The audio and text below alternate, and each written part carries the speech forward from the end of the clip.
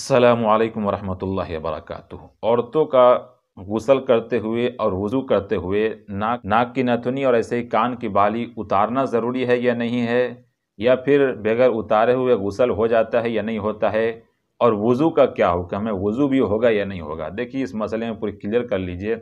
یہ مسئلہ اس لیے بتا رہا ہوں کہ آج سے کچھ دن پہلے ایک بہن کا سوال آیا تھا، تو میں نے سوچا کہ ایک ویڈیو ہی بنا دیا جائے اس پہ، تاکہ کوئی پوچھے تو اسے ویڈیو پرووائڈ کر دیا جائے، پھر مسئلہ ختم ہے۔ اور میں نے پھر یہ بھی سوچا کہ بہت سارے لوگوں کی ضرورت ہوگی، شاید دوسرے لوگوں تک بھی یہ بات پہنچ جائے۔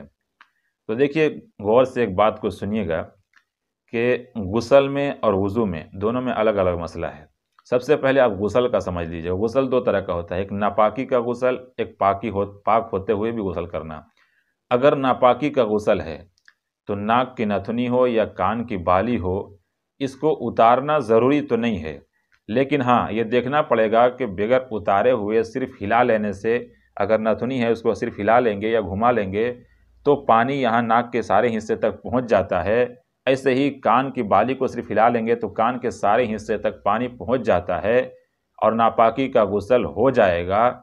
تو پھر اب اسے اتارنے کی ضرورت نہیں ہے، چاہے وہ ناک کی نتھنی ہو یا کان کی بالی ہو، صرف ہلا لینا ہی غسل کے وقت کافی ہو جائے گا۔ یہ ناپاکی کا غسل ہو تب مسئلہ ہے۔ اور اگر پاک ہیں پھر غسل ہو رہا ہے طہارت کے لیے، پھر یوں ہی ٹھنڈک حاصل کرنے کے لیے، تو پھر نہ بالی نہ نتھنی کان سے ناک سے اتارنے کی ضرورت ہے، اور نہ ہی اگر اسے نہ ہلائے تب بھی اس کا غسل ہو جائے گا، لیکن اسے ہلا لینا چاہیے۔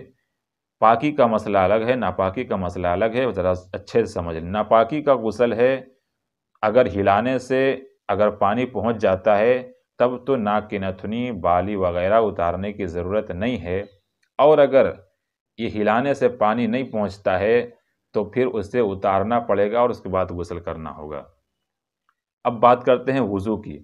تو دیکھیے وضو کے اندر کان کی بالی کو نہ ہلانے کی ضرورت ہے اور نہ ہی اتارنے کی ضرورت ہے، کیونکہ وضو کے اندر چہرے کا دھونا فرض ہے، جو ایک کان کے لو سے دوسرے کان کے لو تک ہے چہرے کا حصہ، کان اس میں شامل نہیں ہے۔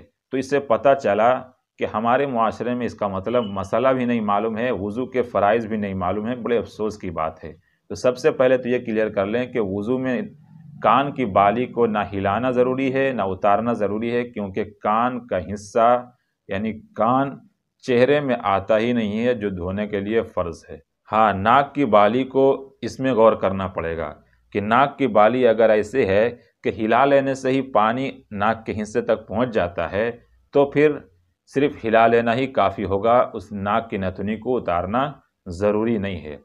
تو وضو کا مسئلہ الگ، غسل کا الگ، اور وضو میں خیال رہے کہ کان کی بالی کو نہ اتارنے کی ضرورت ہے نہ ہلانے کی ضرورت ہے، کیونکہ یہ فیس کا دھونا فرض ہے، کان کا دھونا فرض نہیں ہے۔ جب کان کا دھونا فرض نہیں ہے تو کان کے بالی کو ہلانے اور اتارنے کی بھی ضرورت نہیں ہے۔ ہاں ناک کی نتھنی کے مسئلہ درپیش ہے کہ ناک کی نتھنی کو اگر ہلا لینے سے پانی پہنچ جاتا ہے تو پھر ہلا لینا ہی کافی ہے، اتارنے کی ضرورت نہیں ہے۔